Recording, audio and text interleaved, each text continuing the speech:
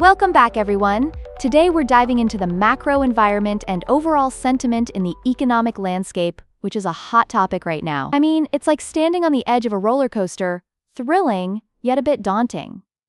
So, let's get into it. First up, we have the interest rates and the Federal Reserve's expectations. Did you know that in October, the Fed cut rates for the second time in a row, bringing the federal funds rate down to between 3.75 and 4%? It's like they're saying, let's ease off the brakes a little, folks. However, some officials are sounding the alarm about the possibility of further cuts in December because they worry about inflation making a comeback.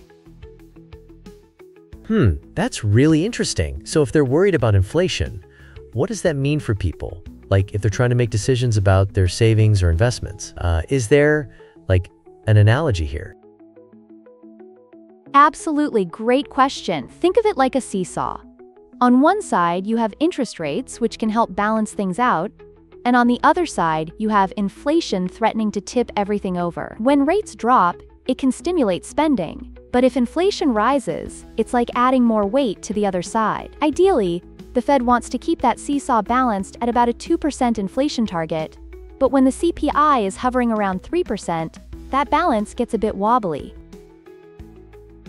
Oh wow, so it's like they're performing this intricate dance, trying to keep everything in sync. What can you share about the employment side of things? Right. The job market also plays a huge role here. We just hit a 4.4% unemployment rate, and the hiring pace has slowed down. It's like driving in a car while the light turns yellow.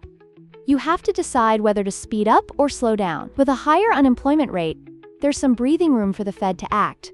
More job seekers can mean the Fed might feel comfy easing up a bit more. That's a great visual. But what happens if too many people start losing jobs? I mean, what's the worst case scenario? Would that be like a really bad movie plot where everything goes out of control? Exactly. If the job market starts to tank, it could lead to a recession, which is arguably among the worst plots in the economic drama. A recession is like when the entire world decides to take a long, unplanned nap. Companies slow hiring, go on spending freezes, and when people have less money to spend, bam! It can throw everything off balance. Wow, that's pretty intense. Okay, shifting gears a bit. What's going on with the liquidity and market sentiment? Great point. The M2 money supply has reached an all-time high, climbing from $21.8 trillion to about $22.2 trillion just between May and September of this year.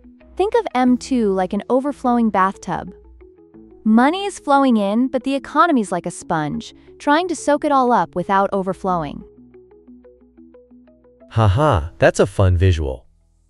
But does that mean people are, like, super confident about the economy? It's a mixed bag, honestly. While we have more cash circulating, the VIX index is still above 20, which suggests people are bracing for volatility like they're anticipating a sudden storm. Coupled with the fear and greed index being in the extreme fear territory, it's clear that there's still an underlying nervousness. Ugh. That's like when you hear thunder and don't know if you should grab an umbrella or just dive for cover, right? Haha, speaking of which, what's happening with core assets like VOO and BTC? Exactly. VOO is doing a little rebound, sitting at around $605.93. It's like a rubber band that's been stretched a bit, but is slowly snapping back. Meanwhile, BTC is stabilizing around $86,758 after that wild ride earlier. You can see how these fluctuations reflect the uncertainty we're feeling out there. So people are trying to assess whether to jump in or hold back? It's like deciding on taking a plunge into a swimming pool when you're not sure the water's warm enough. You got it! And with tech stocks like TSLA and NVDA, there's a mix of optimism and concern. Look at TSLA's price. It's down because of global demand slowdowns, which is a reality check for many investors. Whoa, so are they like the poster children for the tech world's roller coaster? Because it sounds wild out there. Absolutely, they're at the forefront. And with investors keeping a close eye on the AI developments, Things like Meta's strong ad revenue are keeping hope alive in this tech arena. It's an intricate web, like a spider spinning on a fine line between excitement and hesitation.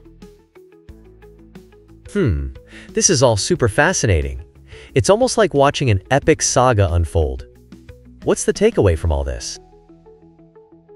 The key takeaway is that with the Fed's cautious approach, the mixed signals from liquidity, and the emotional sentiment in the markets, we need to remain vigilant and adapt. It's like navigating through a maze.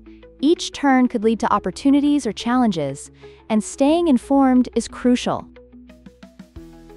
Wow, I love that analogy.